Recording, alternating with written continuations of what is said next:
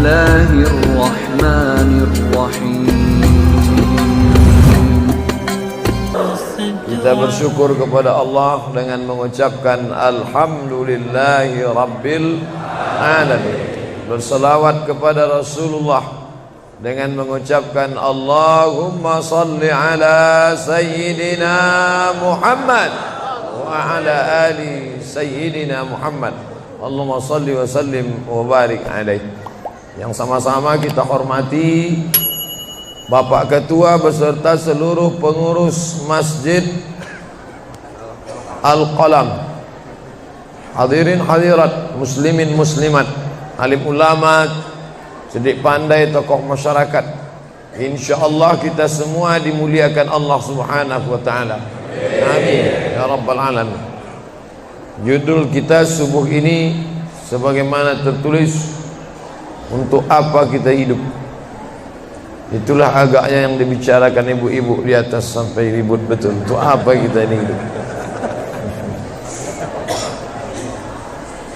Pertanyaan ini tidak bisa dijawab oleh akal manusia. Makanya Sokrates, seorang filosof dulu Yunani, berkata, untuk menjawab mengapa kita hidup, perlu hidup 500 tahun lamanya. Tak cukup umur. Mau pikir untuk apa kita hidup. Sampai akhirnya karena tidak sanggup akal itu menjawab, maka diutuslah Nabi Muhammad sallallahu alaihi wasallam. Mata saya hanya bisa melihat apa yang ada dalam masjid ini saja. Saya tak tahu berapa banyak jamaah di luar. Maka karena mata ini terbatas, saya ini manusia yang lemah. Telinga juga hanya bisa mendengar apa yang dibicarakan sekeliling dan atas saja. Apa yang dibicarakan orang di luar sana saya tak tahu. Maka saya manusia yang lemah. Akal juga begitu, tidak bisa menangkap saya ini habis mati nanti mau kemana. Maka saya manusia lemah. Allah Maha tahu, maka dia kirimlah salah satu makhluknya ingin menjelaskan kau untuk apa, sedang di mana dan akan kemana. Dan makhluk itu bernama Nabi Muhammad sallallahu alaihi wasallam. Untuk apa hidup? Langsung dijawab, wa ma khalaqtul jinna wal insa illa liya'budun. Tidak ada makhluk yang kuciptakan, baik jin maupun manusia, kecuali untuk beribadah. Cara beribadahnya bagaimana? Langsung dijawab, wa ma arsalnaka illa rahmatan lil alamin. Bagaimana cara perbuatannya? Langsung dijawab, laqad kana lakum fi rasulillahi uswatun hasanah. Maka Al-Quran itu menjawab pertanyaan-pertanyaan. Yas'alunaka 'anil mahid, mereka bertanya kepadamu tentang perempuan haid. Qul huwa adza, katakan itu kotor, tidak baik. Yas'alunaka 'anil yatama, mereka bertanya kepadamu tentang anak yatim. Yas'alunaka 'anil khamri wal maisir, mereka bertanya kepadamu tentang khamar dan judi. Yas'alunaka madza yunfiqun, mereka bertanya kepadamu apa yang mesti mereka sedekahkan. Yas'alunaka 'anil ruh, mereka bertanya kepadamu tentang ruh. Qulir ruhu min amri rabbi, katakan ruh urusan Allah Subhanahu wa taala. Wa ma utitum minal ilmi illa qalila, tidaklah kamu diberi pengetahuan tentang itu melainkan hanya sedikit saja. Jadi Al-Quran menjawab berbagai pertanyaan yang tak dapat dijawab oleh survei, tak dapat dijawab oleh lembaga penelitian riset. Dia menjawab apa yang tak bisa dijawab akal manusia. Pepatah Melayu berkata, kalau galah panjang sejengkal, jangan laut hendak diduga. Galah artinya bambu. Orang kalau naik rakit bambu mesti ditanamkan ke dalam sungai. Kalau panjangnya cuma sejengkal, jangan laut hendak diduga. Itulah orang yang terlalu memaksakan akalnya, akhirnya ngomong sendiri dan senyum sendiri. Akhir puncak daripada akal adalah ngomong sendiri, senyum sendiri. Angkot lewat pun dia senyum. Nauzubillah. Oleh sebab itu kita Kita yang sangat rendah, hina ini mengaku lemah. Aku berserah kepada Engkau ya Allah. Berserah itu bahasa Arabnya istislam. Makanya kita ini tadi mengaku di hadapan Allah hanifan musliman. Aku condong kepada kebenaran, musliman, dan aku hanya berserah diri kepada Engkau ya Allah ya Rabbal Alamin. Makanya apa kata Allah kita ikut. Padahal ini akhir pekan, weekend, maunya santai, tapi kita ikut apa kata Allah Subhanahu wa taala. Bangun subuh ikut. Padahal ini mestinya santai di rumah, tidur-tiduran, membalaskan sakit hati hari Senin, hari Selasa, hari Rabu, hari Kamis, hari Jumat. Ini hari Sabtu, tapi justru hari Sabtu bersusah payah, berdingin-dingin di luar.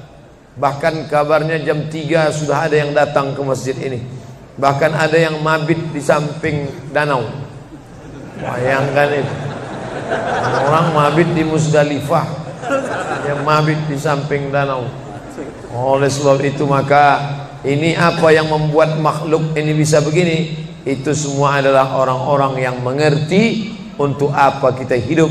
Karena hidup adalah untuk beribadah. Bangun tadi dari tidur langsung beribadah. Buka mata, ibadah pertama adalah zikir. Alhamdulillahillazi ahyana ba'dama amatana wa ilaihin nusyur. Masuk kamar mandi, tempat najis, kotor, bau, kotoran, tempat setan, tapi tetap menjadi ibadah. Dalam WC-nya pun ibadah. Dia masuk lagi ke kiri, dia katakan Allahumma inni a'udzubika minal khubusi wal khaba'is. Keluar dari kamar mandi itu ibadah juga. Dia langkah kaki kanan, dia katakan ghufranaka, ghufranaka, maafkan aku ya Allah. Mengapa dia minta maaf keluar dari WC? Karena selama di WC dia tidak menyebut Allah. Lidah yang diciptakan untuk beribadah, selama di dalam tidak beribadah, maka ibadah di dalam WC hanya hatinya saja berzikir. Tak boleh menyambut seruan azan. Terdengar suara azan masuk ke WC, Allahu Akbar, Allahu Akbar, Allahu Akbar. Oh, tak boleh. Tak boleh mengucapkan salam. Assalamualaikum, Nabi diam. Assalamualaikum, Nabi diam. 3 kali diucap, Nabi diam. Selesai keluar dari toilet, WC, barulah Nabi menjawab Waalaikumsalam warahmatullah. Karena tidak boleh menyebut nama Allah, maka minta ampun keluar dari WC. Karena lidah yang semestinya dipakai untuk menyebutmu ya Allah, berzikir mengingatmu ya Allah, tadi tak kupakai selama beberapa menit di dalam. Maka dia katakan ghufranaka. Lalu kemudian melihat wajah di cermin, mana tahu ada kotoran di mata. Jangan sampai kita berjumpa sama orang di masjid, orang senyum, kita senyum, yang disenyumkan orang kita. Maka lihat dulu baik-baik. Maka ketika melihat wajah, dia pun menjadi ibadah. Allahumma kama hassanta khalqi fahassin khuluqi. Sebagaimana kalau kau sudah perbaiki bentuk ciptaanku ini menjadi sempurna, maka perbaikilah akhlakku ya Allah. Lalu setelah itu berangkat dari rumah menuju masjid, beribadah juga. Bismillahi tawakkaltu 'ala Allah, la haula wala quwwata illa billah. Setiap langkah kaki ke Masjid Al-Qalam ini bernilai 1 langkah menghapus dosa. Langkah kedua mengangkat derajat. Langkah ketiga menghapus dosa. Langkah keempat mengangkat derajat. Tidak tanggung-tanggung, derajatnya diangkat Allah. Siapa yang duluan datang langsung dapat di depan. Tapi ada orang terlambat tetap tinggi juga derajatnya. Mana dia? Ini yang di atas. Siapa bilang perempuan direndahkan, dihinakan? Perempuan dimuliakan. Mana contoh perempuan dimuliakan? Kalau mau tahu, datanglah ke Masjid Al-Qalam. Perempuan dimuliakan. Bapak Ibu yang dimuliakan Allah, masuk ke dalam masjid, langkah kaki kanan, Allahumma inni as'aluka min fadlik. Itu doa nanti keluar. Tapi ketika akan masuk, apa doanya? Allahumma ya Allah, iftahli, bukakan untukku abwaba rahmatik, pintu rahmatmu. Bernilai ibadah. Duduk berzikir, jangan ngobrol, jangan cerita. Foto Pak Ustaz, sikit-sikit boleh. Lalu kemudian selama itu tertulis tadi di atas. Itulah hebatnya masuk ke Masjid Al-Qalam, tidak hanya mendengar ceramah dapat pengajian. Ketika saya masuk tadi dengar suara azan, ada tulisan hadis riwayat Al-Bukhari.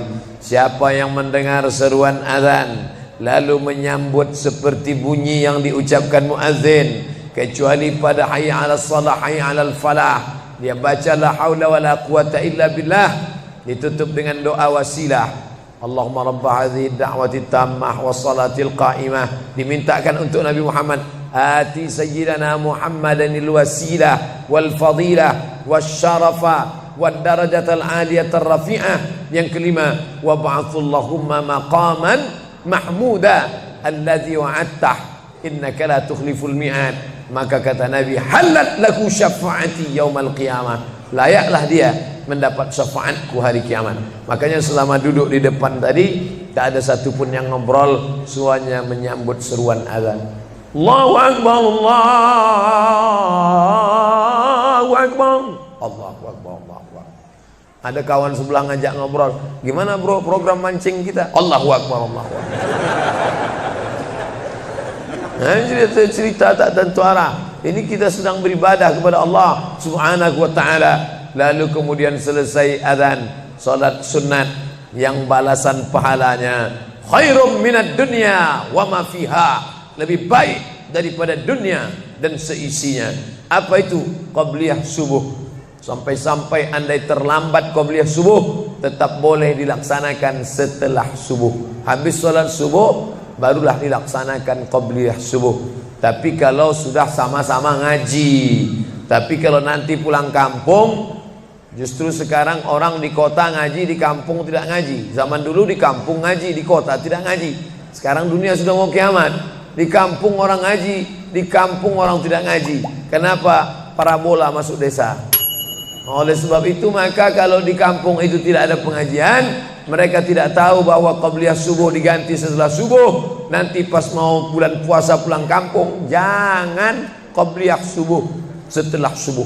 Karena nanti begitu mereka lihat, loh apa tuh? Sejak tinggal di Bekasi ikut aliran sesat. Dan dia tidak tahu bahwa sholat qabliyah subuh itu jangan sampai tinggal. Andai tertinggal, tetap dilaksanakan setelah sholat subuh. Ayatnya diatur. Ayat pertama, qul ya ayyuhal kafirun. Ayat yang kedua, qul huwallahu ahad, Allahus samad, lam yalid wa lam yulad wa lam yakul lahu kufuwan ahad. Andai masuk ke dalam masjid, kebetulan jamnya langsung nampak kelihatan, iqamat tinggal 2 menit lagi, iqamat 2 menit, tak mungkin sholat 4 rakaat. Pilihannya tahiyatul masjid atau qabliyah, qabliyah atau tahiyatul masjid. Kalau melaksanakan tahiyatul masjid tidak dapat qabliyah, tapi kalau melaksanakan qabliyah automatically dapat tahiyatul masjid. Oleh sebab itu andai terlambat, waktu tinggal 2 menit, maka laksanakanlah qabliyah subuh. Tapi jangan gara-gara ini terlambat terus. Yang paling afdal cepat datang. Apa kata jamaah? Yang lambat kan ustaz, kami cepat datang. Bapak Ibu yang dimuliakan Allah Subhanahu wa ta'ala, selesai itu salat subuh. Kalau qabliyahnya lebih baik daripada dunia dan seisinya, apalagi salat subuhnya. Begitulah. Kalau qabliyahnya saja yang pendek ayatnya lebih baik daripada dunia dan seisinya, apalagi solat subuhnya. Lalu pahala solat subuh itu apa? Tak ada yang tahu. Makanya kata Nabi, lau ya'lamuna ma fil atamati was subhi, andai mereka tahu pahala solat subuh berjamaah, la atauhuma habwan, mereka akan datang ke Masjid Al-Qalam walaupun merangkak, habwan, lumpuh, sakit kakinya, dia akan datang. Kursi roda tak ada, yang mendorong tak ada, datang dia ke masjid ini walaupun merangkak. Kenapa mereka tidak datang? Karena mereka tidak tahu. Kenapa mereka tidak tahu? Karena mereka memang tidak cari tahu dan tak mau tahu. dan sampai masanya mereka nanti akan menyesal saat melihat orang-orang mendapatkan balasan. Muttaqiina fiha 'alal araik, mereka duduk di atas kursi-kursi istana surga tersenyum melihat orang-orang yang dulu tak peduli pada salat subuh. Mudah-mudahan kita semua istiqamah insyaallah. Jadi Ustadz, kalau hidup ini cuma untuk ibadah, salat, masjid, baca Quran, zikir, gimana kami mau mencari nafkah? Gimana kami mau buka ruko? Gimana kami mau bisnis? Gimana kami mau tanam kelapa sawit? Gimana kami mau proyek batu bara? Gimana kami mau ternak ikan? Ini mesti dipahami bahwa ibadah itu dibagi dua. Satu namanya ibadah mahdhah, pure, original, murni, tidak bercampur dengan apa-apa. Yang satu lagi tidak ibadah tapi bernilai ibadah. Nah, ini mesti dipahami. Bapak yang masuk kantor dari jam 8 pagi sampai jam 4 sore itu ibadah. Karena kalau itu tidak ibadah, habislah waktu kita. Makanya yang bekerja niatkan ibadah. Sehingga kalau istrinya nanya, "Mas kok lama pulang?" Ibadah nih, Mas. Tapi jangan gara-gara ini di kantor itu ibadah, lalu ketika azan di masjid kantor berkumandang, hayya 'alas shalah, dia terus ngetik, "Mas, ayo ke masjid." Enggak, ini pun juga ibadah. Kau ibadah aja ke sana, aku ibadah di sini. Itu juga enggak benar. Karena ibadah itu dibagi dua. Satu yang murni, pure, tidak bercampur dengan apapun, namanya ibadah mahdhah. Salat, baca Quran, zikir, iktikaf. Tapi ada satu lagi tidak ibadah, tapi kalau diniatkan dia bernilai ibadah. Termasuk ibu-ibu yang hamil 9 bulan 10 hari, itu ibadah. Kalaulah 9 bulan 10 hari itu tidak ibadah, betapa tidak adilnya Allah. Masa kita yang duduk-duduk di masjid dapat pahala ibadah, dia yang muntahnya, yang ngidamnya tak dapat ibadah. Tadi malam begitu sampai di airport langsung SMS masuk, "Ustadz, keluar dari pintu berapa? Ini ada perempuan ngidam mau ketemu." Saya keluar dari pintu 4, kami sudah standby di pintu 4. Lantai berapa? Lantai paling atas. Oke. Sampai di sana lihat perempuan tidak pakai jilbab, pakai celana jeans. Saya udah mau marah. Ini kenapa? "Mohon maaf Pak Ustadz, non muslim." Astagfirullah. Rupanya non muslim hamil ngidam mau jumpa Ustadz Somad. Mudah-mudahan anaknya jadi anak soleh. Biasa. Allahu Akbar. Bernilai ibadah. Lalu yang dapat pahala dari itu siapa? Dari mana ibu-ibu hamil muda itu tahu saya? Kenal saya di mana? Padahal dia dari Jawa, saya dari Sumatera. Ternyata ada orang beribadah yang tidak kita sangka ibadah. Tidak ada rukun, tidak ada syarat, tidak ada wajib, tidak ada sunat, tidak ada makruh, tidak ada mubah. Apa ibadahnya? Ya ini, merekam ceramah ini. Merekam ceramah ini ibadah. Memoto itu ibadah. Bayangkan resiko tukang foto. Saya sampai sekarang tukang foto itu resikonya nanti setelah tua matanya gini.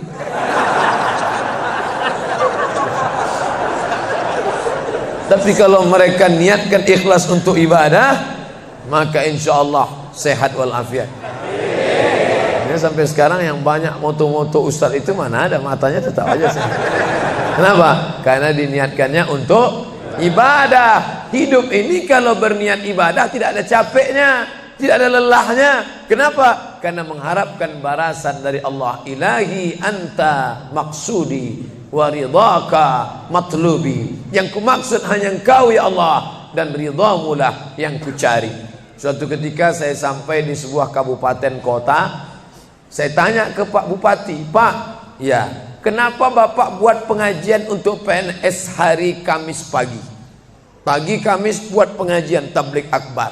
Apa manfaatnya menurut Bapak sebagai pimpinan daerah?" Ternyata Ustadz Somad, kami sudah coba formula macam-macam untuk PNS ini.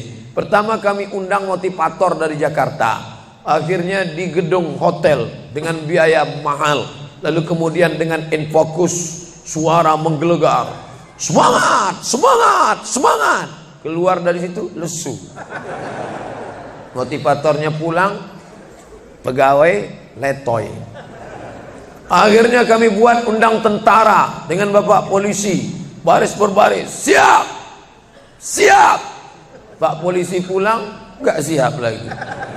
Ternyata yang disentuh paling mantap bukan fisiknya, bukan matanya, bukan pakai infokus, bukan pakai suara menggelegar, tapi yang disentuh adalah hati. Dan satu yang bisa menyentuh hati itu adalah agama. Itulah makanya ibu bapak coba nanti kalau mau buat praktek, buat satu kotak, buat satu lagi kotak, ada 2 kotak. Kotak ini buat voucher namanya sumbangan. Kotak ini buat juga voucher tulisannya sodakoh.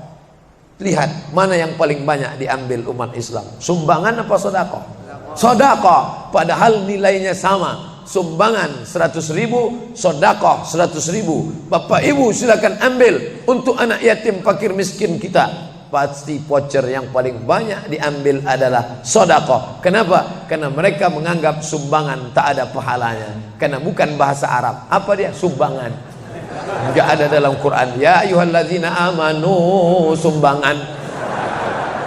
Yang ada adalah sodakoh. Innamas sadaqatu lil fuqara wal masakin wal amilina 'alaiha wal muallafati qulubuhum wa fir riqab wal gharimin wa fi sabilillah wa ibnis sabil. Itulah mengapa yang disentuh itu bukan nalar otaknya, tapi yang disentuh itu adalah hatinya. Ala fil jasadi mudghah, ketahuilah dalam jasad itu ada segumpal. Idza salahat salahal jasadu kulluh, kalau yang segumpal itu baik maka yang lain ikut menjadi baik. Wa idza fasadat fasadal jasadu kulluh, kalau yang segumpal itu rusak, jahat, kotor, hitam, gelap, maka yang lain ikut menjadi rusak. Ala wahyal qalb, hati. Jagalah hati. Itu yang selalu dipesankan Ustadz kita Agim, jagalah hati. Jangan kau terseruplah. Bapak Ibu yang dimuliakan Allah, salah satu yang merusak manusia sekuler, membagi 2. Di masjid ibadah, di kantor tidak ibadah, fatal. Di masjid dianggap ibadah. Jangan heran kalau ada orang di masjid khusyuk, takut nengok ke atas, melihat hanya tempat sujud saja. Allahu Akbar, tidak mau lihat ke atas. Kenapa? Dia khusyuk. Tapi di kantor dia lebih setan daripada setan. Kenapa? Berasal dari pemahaman yang salah, karena dia sudah bagi 2. Di masjid ibadah, di kantor tidak ibadah. Bahkan yang lebih fatal, yang kotor-kotor di kantor bisa dibersihkan di masjid. Kotor. Akhirnya untuk membersihkannya pergi dia ke masjid. Laundry yang paling besar Masjidil Haram.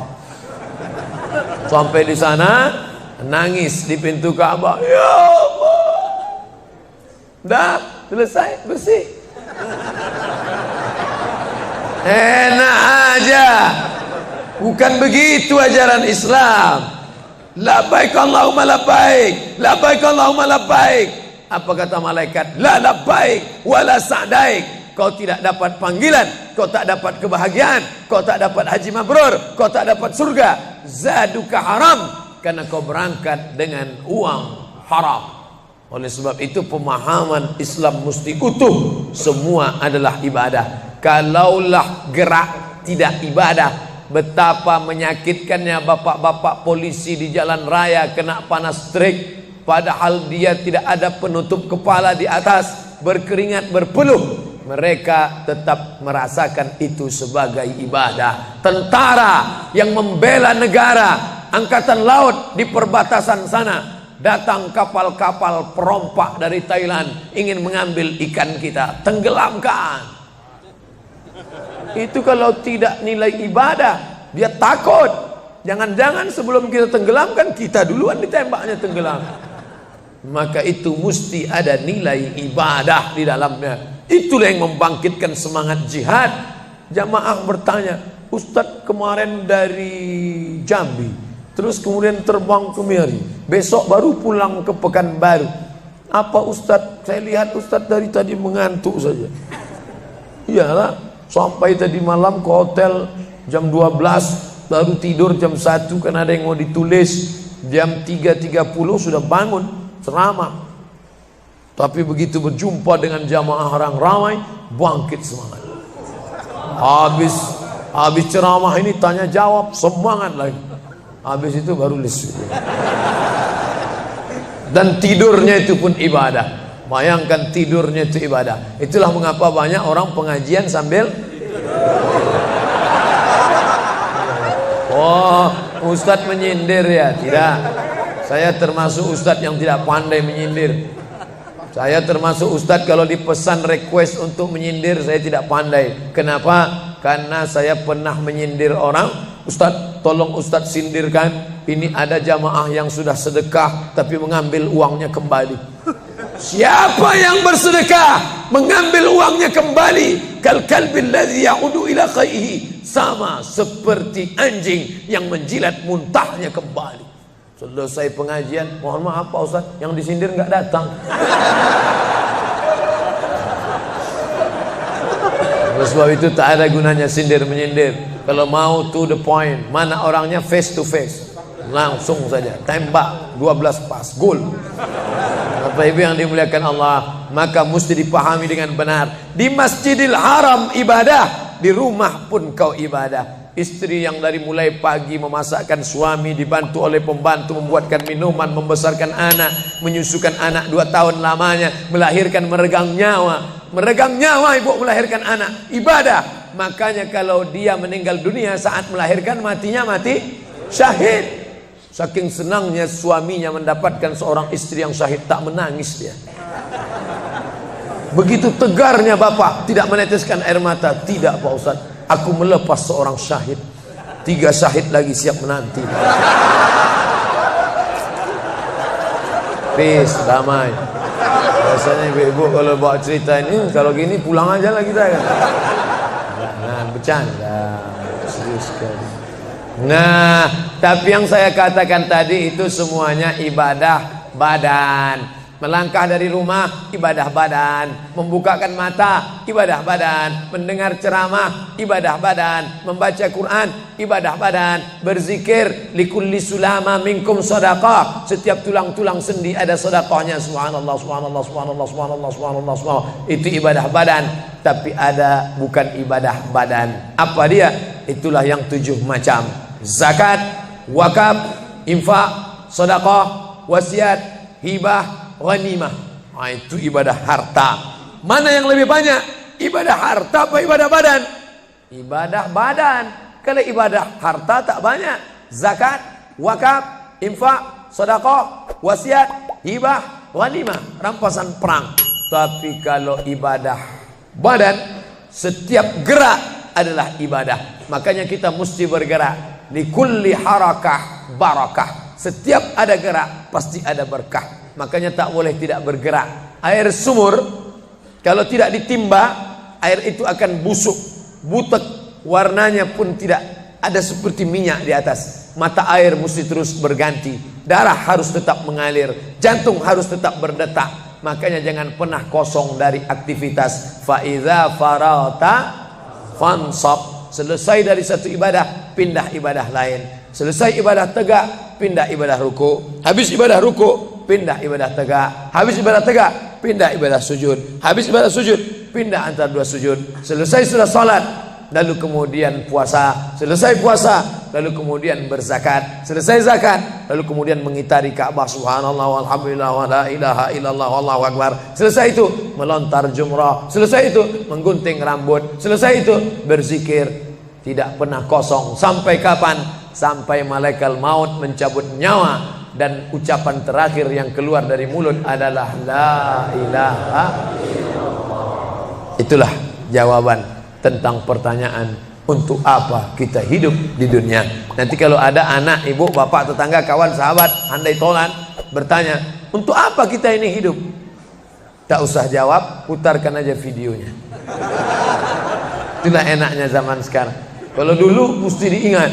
Saya dulu pulang sholat Jumat, mak saya manggil, sini, ya mak, ceritakan apa isi khutbah khotib tadi di masjid. Gini. Itulah awal saya ceramah. Jadi saya paham mengapa saya menjadi ceramah sekarang. dan saya tidak pernah merasa menceramahi bapak ibu, saya tidak pernah merasa mengguru-gurui. Saya hanya seperti seorang anak sedang bercerita pada ibunya saja. Tadi mak kata khotib itu begini. Anak sekarang enggak. Apa kata khotib tadi? Ini MP3-nya mak. Bapak ibu yang dimuliakan Allah subhanahu wa ta'ala, ibu yang mendidik anak-anak ibu, ibadahnya luar biasa. Itulah mengapa ibu lebih tinggi derajatnya daripada laki-laki. Ilzam rijlaiha, kau urus tapak kakinya, fathammal jannah, kau dapati surga di sana. Di bawah tapak kakinya surga, al jannatu surga, tahta di bawah aqdam kaki al ummahat, ibu-ibu. Kenapa begitu? Karena ibadah dia yang luar biasa, tidak bisa dilakukan oleh laki-laki. Salat kita bisa, puasa kita bisa, tawaf kita bisa, sa'i kita bisa, melontar jumrah kita bisa, tahallul kita bisa. Tapi ada yang kita tak bisa. Apa dia? Mengandung kita tak bisa. Siapa yang mau coba mengandung, keluar dari sini, ambil bola voli, ikat di perut. Melahirkan kita tak bisa. Siapa yang ingin coba melahirkan, keluar dari sini, telanlah jeruk bulat-bulat. Habis itu keluarkan bulat-bulat.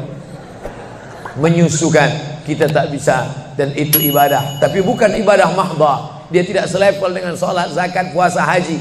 Tapi ibadah ini berkualitas. Ibadah badan sudah, ibadah harta sudah. Ada ibadah yang terakhir, yang ketiga. Kalau ibadah badan berkeringat, lelah, capek, ibadah harta, duit habis. Tapi ada ibadah satu lagi, tak nampak di mata. Apa dia? Ibadah hati. Itulah dia ikhlas. Orang yang ikhlas tak tampak. Ikhlas, ridha, qanaah, tawakal, zikir, muhasabah, muraqabah, tazkiyatun nafs, mensucikan hati dari penyakit hati, riya, sum'ah, takbur, sombong, hasad, busuk hati. Itu ibadah. Kenapa begitu? Disitulah letak adilnya Allah. Man bana masjidan, siapa yang bangun masjid, banallah mislahu baitan fil jannah, dibangunkan Allah untuknya satu istana di dalam surga. Bapak ibu yang ikut membangun masjid ini, mudah-mudahan diberikan Allah Ta'ala balasan melimpah ruah. Kami nggak bisa Pak Ustadz, jangankan bangun masjid, buat rumah kami aja kami nggak bisa. Allah Maha Adil. Kalau kau tidak bisa dengan ibadah harta, maka engkau dengan ibadah tangan. Apa dia? Ikut gotong royong masjid. Nampak ada pembangunan masjid, ikut ngecornya, pasangnya, tapi dengan syarat menyelesaikan masalah. Jangan buat masalah. Man shalla isnatai asyarata rakaah, siapa yang salat 12 rakaat fil yaumi wal laila, sehari semalam, bunyalahu bihinna baitun fil jannah, dibangunkan untuknya satu istana di dalam surga. Sama macam orang yang bangun masjid, salat 12 rakaat. Kamu bisa bangun masjid? Bisa. Bagus. Kamu? Saya nggak bisa. Amal saya apa? Tenang, ada amal. Allah Maha Adil. Salat 12 rakaat. 2 rakaat sebelum subuh, 4 rakaat sebelum zuhur, 2 rakaat setelah zuhur, 2 rakaat setelah maghrib, 2 rakaat setelah isya. 12 rakaat. Saya nggak bisa Pak Ustadz, sedang terbaring di rumah sakit, kaki sakit, kepala sakit, hati sakit, jantung sakit. Stop, jangan lanjutkan. Aku tak sampai hati mendengar penderitaan. Jadi amal saya apa Pak Ustadz? Ada satu amalmu. Apa dia? Ridha, menerima takdir Allah Subhanahu wa ta'ala. Sakit Pak? Tidak. Kenapa? Sakitku hilangkan hatiku ridha. Man lam yasbir bi balai, siapa yang tak sabar dengan bala ujianku, walam yarda bi qada'i, yang tak ridha dengan takdirku, falyatlub ratban siwaya, carilah Tuhan selain aku. Kau sabar, kau ridha menerima itu. Apa balasannya? Lebih hebat daripada balasan orang yang bangun masjid, lebih besar daripada balasan 12 rakaat salat. Innama yuwaffas sabiruna ajrahum bighairi hisab. Orang yang sabar itu balasannya bighairi hisab, tak dapat dihitung, tak dapat dikira, unlimited. Begitulah Allah Maha Adil. Untuk apa kita hidup? Hidup untuk beribadah. Ibadah apa yang kita lakukan? Ibadah badan, ibadah harta, ibadah hati. Yang sudah melaksanakan tiga-tiganya, alhamdulillah. Yang baru melaksanakan satu, tambah. Yang satu pun belum, innalillah. Masjid ini besar. Kadang kita bangga masjid besar, rupanya APBN, anggaran pendapatan belanja negara. Bangga kita masjid megah, rupanya APBD, anggaran pendapatan belanja daerah. Patutlah masjidnya di tengah hutan, karena di situ tanah yang murah. Akhirnya pemukiman masyarakat jauh, masjid di tengah jalan, masjid di tengah perjalanan luar kota, jauh dari pemukiman masyarakat. Masuk kita ke dalam, tai kambing yang ada di dalam. Tapi masjid ini megah, mewah, 2 lantai, lengkap dengan kubah yang besar. Ini swadaya masyarakat. Saya tahu ini dari mana? Jamaahnya cerita. Kalau tidak, mana saya tahu. Ini masjid ini asli swadaya Pak Ustaz. Lama membangunnya Pak? Enggak lama, sebentar saja. Sebentar saja, sekejap langsung terkumpul 7,6 miliar uang. 7,6 M. Itu kalau dibelikan cendol berenang gitu aja. Bayangkan itu. Bisa terkumpul masyarakat. Padahal ibadah yang paling berat, ibadah harta inilah. Banyak orang kalau diajak iktikaf, banyak. Ayo kita iktikaf, ramai. Ayo kita zikir ke Az-Zikra, ramai. Jangan lupa besok zikir ke Az-Zikra, hari Ahad pertama, sekaligus acara live Damai Indonesiaku TV One bersama Ustadz Abdul Somad LCM. Tapi ada ibadah yang berat. Apa dia? Ibadah harta. Banyak orang ketika diajak muhasabah zikir malam, ya Allah, banyak dosa kami ya Allah, tapi dia susah menangis, meneteskan air mata. Tapi begitu lewat kota infak, memang menangis. Tak sampai hati melihat Bung Karno keluar dari dompet. Lewat kotak sodako infak, lama membuka dompet mencari Patimura. Nauzubillah. Mudah-mudahan kita tak termasuk golongan yang bakhil ini. Kenapa? Karena setan selalu asyaitan, setan ya'idukumul faqra, membisikkan kepakiran. Jangan beri, jangan beri, jangan beri, nanti kau susah, nanti anak kau tak makan, nanti kau dikeluarkan kerja kau makan apa, nanti kau mau beli rumah, nanti kau mau beli tanah, nanti kau mau beli mobil, nanti kau mau beli cincin, nanti kau mau beli kamera, nanti kau mau ganti HP, uangmu tak ada. Setan selalu berbisik-bisik. Lawan setan itu. Qul a'udzu birabbinas, malikin nas, ilahin nas, min syarril waswasil khannas, alladzi yuwaswisu fi sudurin nas, minal jinnati wan nas. Hanya saja kalau yang berbisik itu setan, kita baca ayat kursi, insya Allah dia kabur. Ini yang berbisik ini kawan kita. Kita bacakan ayat kursi, hafal pula dia dari kita lagi. Tapi tak apa-apa, tetap aja bacakan. Allahu la ilaha illa huwal hayyul qayyum, la ta'khudhuhu sinatun wa la naum. Hembuskan ke wajahnya. Bapak Ibu yang dimuliakan Allah, setelah ibadah 3 ini kita lakukan, ibadah badan sudah, sholat subuh sampai melimpah ruah ke belakang. Saya dengar suara hati tadi, lapor, tenda sudah penuh, sudah melimpah ke jalan. Masya Allah.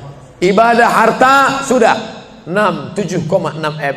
Ibadah hati sudah, sabar, ridha, qanaah, tawakal. Tapi jangan lupa, datang merusak yang 3 ini, perkelahian, merusak ukhuwah Islamiyah. Masjid yang besar, kalau sudah kelahi di dalamnya, tinggal kelahi, tak lagi ada persatuan. Masuk masjid bukan baca doa pintu masuk masjid, malah masuk masjid ngelihat kira-kira dia di mana ya. Oh dia di sana, gua di sini lah. Oh di sini, dia di sini. Sampai akhirnya suatu hari terlambat, lupa ngelihat. Allahu Akbar, rupanya dia di samping. Jangan kelahi. Wa'tasimu bihablillah, berpegang teguhlah dengan tali Allah. Tali Allah itu apa? Al-Quran dan Sunnah. Apalagi ulama, nggak ngerti Quran, nggak ngerti Sunnah, tanya ulama. Al-ulama warasatul anbiya. Wa'tasimu bihablillah, berpegang teguh dengan tali Allah. Wala tafarraqu, jangan berpecah belah. Coba lihat bunyi ayatnya. Andai ayat itu sampai bihablillah titik sudah cukup. Berpegang teguhlah dengan cara tali Allah, cukup. Mengapa ujungnya tetap ditutup wala tafarraqu, jangan berpecah belah? Karena banyak orang yang sudah baca Quran, sudah sholat, sudah puasa sunat, tapi hatinya pecah bercabang. Galah patah boleh disambung, kaca retak boleh direkat, hati rusak kemana obat akan dicari. Oleh sebab itu kalau ada fitnah-fitnah, tabayun, klarifikasi, jangan suuzan, ijtanibu katsiran minaz-zan. Kepengurusan masyarakat jamaah sayang kebersamaan rusak gara-gara apa? Gara-gara nila setitik rusak susu sebelanga, gara-gara api di dalam sekam, ada kulit padi bertimbun, di dalamnya itu ada setitik api, tiba-tiba api menyala, akhirnya semua menjadi abu, dan abu dihembus angin, tak berkesan sama sekali. Hilang 3 ibadah. Ibadah badan hilang, ibadah harta hilang, ibadah hati hilang. Gara-gara apa? Berkelahi. Ingat, setan tak pernah berhenti. Inna syaitan, setan ya'isa an ya'budahul musallun. Setan kalau sudah melihat orang sholat, dia tidak lagi digoda mereka untuk menyembah, sembahlah aku, sembahlah aku, sembahlah aku, sembahlah aku. Tidak. Tapi apa yang dia lakukan? Walakin fit tahrish, menanamkan permusuhan ke dalam hati orang yang sholat. Maka jaga ini, jangan kita bertengkar gara-gara masalah khilafiyah. Saya kalau jadi imam di masjid dekat rumah saya jadi imam, saya baca kunut. Dan imam-imam dekat rumah saya itu saya pesan harus baca kunut, karena saya berpegang mazhab Syafi'i. Tapi ketika sholat di Masjid Al-Qalam, saya tidak tahu jamaah di sini pakai kunut apa tidak. Saya tidak ingin merusak kebiasaan mereka. Mana tahu mereka ikut mazhab Hambali, mana tahu mereka Muhammadiyah, saya tidak tahu.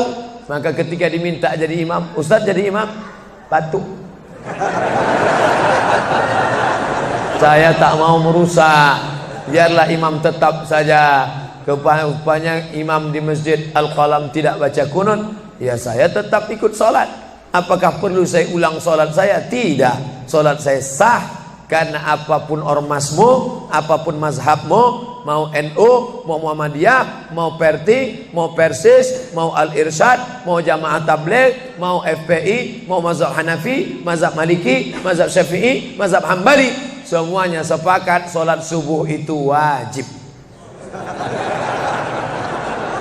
Jadi yang wajib aja kita laksanakan. Adapun perbedaan teknisnya, yang satu pakai usolli, yang satu nggak pakai usolli, yang satu ngangkat tangannya ke telinga, yang satu ngangkat tangannya ke bahu, yang satu bismillahnya jahar, yang satu bismillahnya sir, yang satu ayatnya panjang, yang satu ayatnya pendek, yang satu pas mau turun sujud tangan duluan, yang satu lutut duluan, yang satu duduknya tapak kakinya duduk di tapak kaki kiri, yang satu duduknya langsung pantatnya ke lantai, yang satu telunjuknya ngangkat sekali, yang satu berkali-kali. Itu masalah teknis simple sederhana. Ada masalah yang lebih besar. Apa masalah kita yang lebih besar? Membeli tanah baru untuk buat sekolah Islam, membeli tanah baru, ruko baru untuk buat apa? 212 mat, kita mat, orang Islam belanja di warung Islam. Alangkah indahnya selesai acara sholat subuh bersama, pengajian bersama, selesai itu belanja beras minyak goreng bersama, serbu,